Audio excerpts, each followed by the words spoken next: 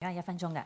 各位市民，我同黃碧雲同香港人為民主奮鬥咗20幾年，我哋反對蔣麗芸、梁美芬盲目支持梁振英政府，亦都反對議會暴力掟蕉掃台嘅劣質民主，而堅持一條和平理性嘅民主路，要通過談判對話、議會抗爭同埋社會行動3個辦法，寸土必爭，去推動香港嘅民主改革，而爭取基層、中產同埋小商販嘅權利同埋佢哋嘅生活尊嚴。我哋係反對西環干預，我哋要守護香港嘅核心價值。我做咗20幾年議員，係有足夠嘅經驗同埋能力去監督梁振英政府。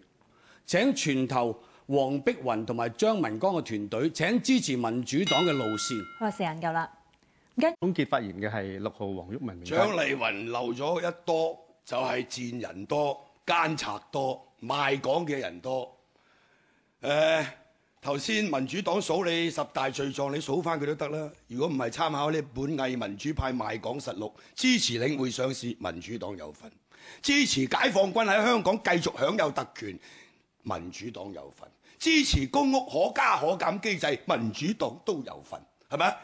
掟蕉掃場呢個係議會抗爭，我都未打人，點樣暴力呢？啱唔啱啊？議會抗爭容或你講係劣質文化，劣質得過你口是心非。呢頭話反對西環治港，嗰頭入去中聯辦同中國共產黨港澳工委嘅領導人握手言歡，秘密會談，出賣香港人，反對5區公投，支持偽政改方案。香港人應該要睜亮眼睛，踢走保皇黨，制裁偽民主派，支持人民力量。